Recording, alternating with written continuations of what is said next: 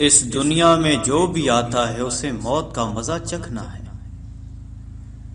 اور قبر کی اندھیری کوٹلی میں ضرور جانا ہوتا ہے۔ امیر ہو یا غریب، بادشاہ ہو یا فقیر، اس نے موت کو گلے لگانا ہی ہوتا ہے۔ حضرت محمد مصطفیٰ پاک نے فرمایا، جب انسان کی روح نکلنے کا وقت ہوتا ہے تو اللہ پاک اس کی طرف 5 فرشتے بھیجتا ہے۔ پہلا فرشتہ اس کے پاس اس وقت آتا ہے جب اس کی روح حلق تک پہنچتی ہے۔ وہ فرشتہ اسے پکار کر کہتا ہے، اے انسان، تیرا طاقتور بدن کہاں گیا؟ آج یہ کتنا کمزور ہے۔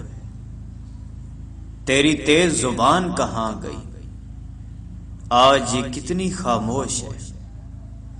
تیرے گھر والے عزیز و اقارب کہاں گئے؟ تجھے کس نے تنہا کر دیا؟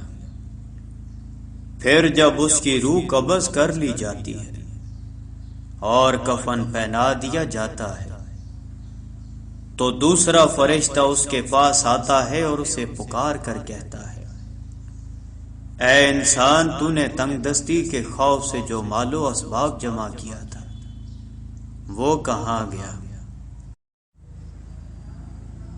جو گھر بسائے تھے کہاں گئے؟ تو نے تنہائی سے بچنے کے لیے جونس تیار کیا تھا وہ کہاں گیا؟ پھر جب اس کا جنازہ اٹھا دیا جاتا ہے تو تیسرا فرشتہ اس کے پاس آتا ہے اور اسے پکار کر کہتا ہے، آج تو ایک ایسے لمبے سفر کی طرف رواں دواں ہے جس سے لمبا سفر تو نے آج سے پہلے کبھی طے نہیں کیا تھا۔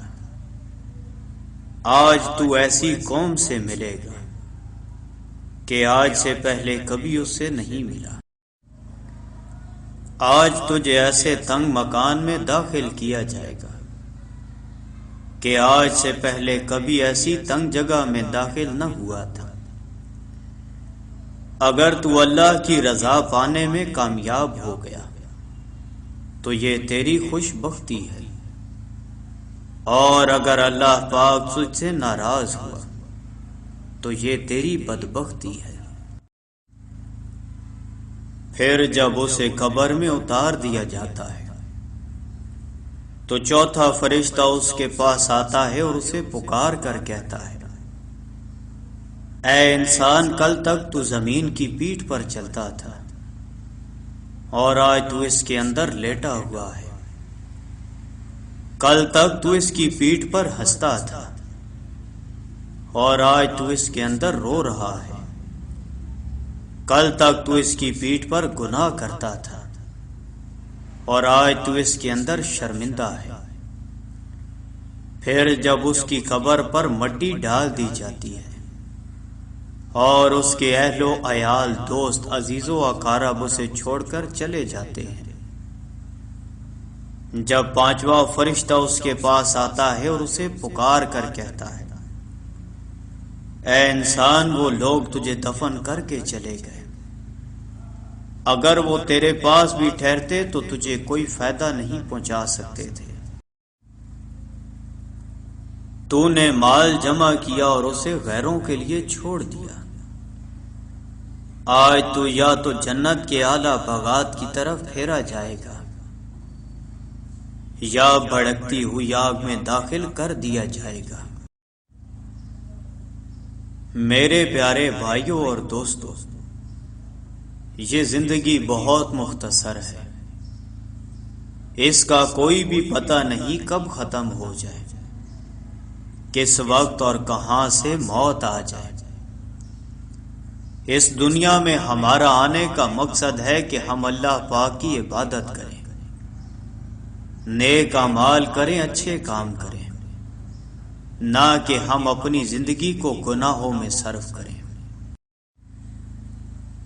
ہمیں موت آنی ہے اور ہمیں قبر میں جانا ہے، مگر افسوس کی بات تو یہ ہے ہم اس کے لیے کوئی تیاری نہیں کر رہے۔ ہمارے پاس ساتھ لے جانے کے لیے کچھ بھی نہیں ہے، لیکن ہمارے پاس وقت ہے، تو ہمیں چاہیے کہ ہم اس دنیا میں نیکی کریں، اپنی زندگی اس راستے پر ڈال دیں جس کا ہمارے پیارے نبی پاک نے بتایا ہے۔ اللہ پاک ہم سب کو سمجھنے اور نیک اعمال کرنے کی توفیق عطا فرمائے، آمین۔